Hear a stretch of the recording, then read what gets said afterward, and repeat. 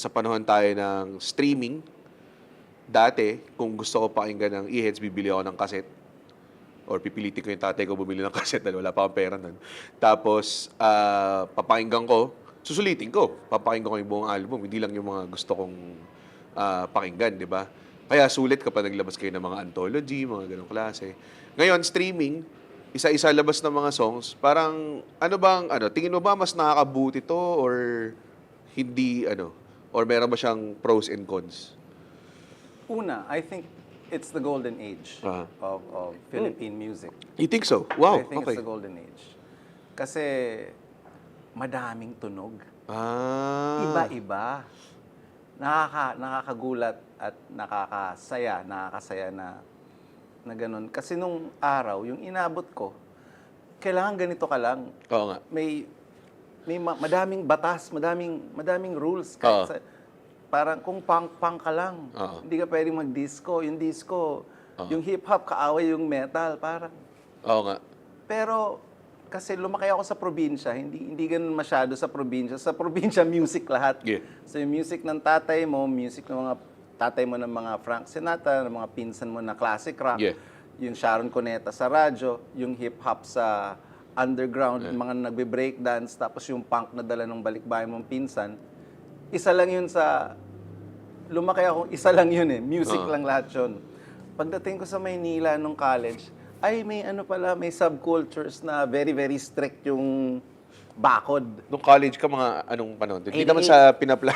I-reveal ko age. I'm 53. Yeah, okay. This year. So, mga I'm late 80s. 53 this week. Wow! Congrats! Happy birthday! So, nung college ako, ganun pala. So, nung tumutugtog yung heads, lahat kami lumaki ng probinsya, medyo similar yung namin sa music, which is iisa lang yung hip-hop and this. There's differences sa pero lumaki kami na hindi yun. So, pag lumalabas kami ng medyo iba sa tunog namin, pati sarili naming fans, binabato kami. Talaga? Oo. Wild. Oo. 98, sumalang sa amin si Francis M. sa Araneta Coliseum. Tama. Yung fans namin, binabato kami kasi may hip-hop. Kasi may kami hip-hop, sa kanta. oo. So, pangarap ko tong taon na to, Era na to. this is the future. Talaga? Lumaki yung anak ko na nakikinig siya from Taylor Swift to Michael Jackson, di ba? To K-pop, sa kanya, it's music lang, di ba? Hindi... I really, tawag dun, kind of expected na parang, you would say bad things about this day and age. Pero grabe, no? I guess when you put it that way, it really does open up to a lot of things to a lot of people. Kasi, tama kayo, dati, pag nakinig tayo ng something, parang very strict yung mga genres, no? And at the same time... Even hip-hop and R&B, hindi magsasama. Oo nga. Hip-hop heads nung 90s, I'm not listening to R&B. Sila? Tribes sila, na tribes. Yeah. Very, very tribal. Yeah. And then ngayon, makakita ko ng mga genre na...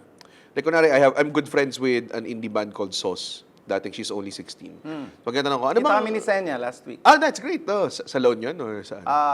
Birthday ni Timac. Okay. Tapos, sabi ko sa kanya, sabi ko kay Senya, ano bang genre nyo? Sabi ko, hindi ko na alam eh. Kasi dati, gitara sila. Ngayon, nag-electronic na sila. Tapos mamaya-maya kung ano na yung mga tunog-tunog nila. Tinatry ko i-pinpoint kasi gusto ko i-explain sa tatay ko na nakikinig ng music. Pag nakikinig siya ng podcast ko, sasabihin niya, sino ba tong mga to? So, minsan may Autotelic, minsan may Lola Amor, na guest, sasabihin ko, ito, ganyan. Siguro ang Lola Amor parang city pop tsaka Manila sound na pinaghalo. Pero hindi pa rin eh. Hindi pa rin siya completely na-encompass. Nautuwa ka na ngayon na nagda-jive. Okay. Hindi naman kailangan chop suey eh. Diba? May paraan naman eh. Like sinabi mo, parang city pop na Manila sound. Na-gets ko eh.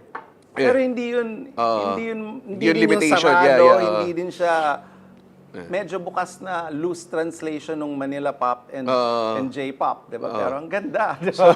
Parang gets ko. Oo nga no, Lola Amor yun yung nila.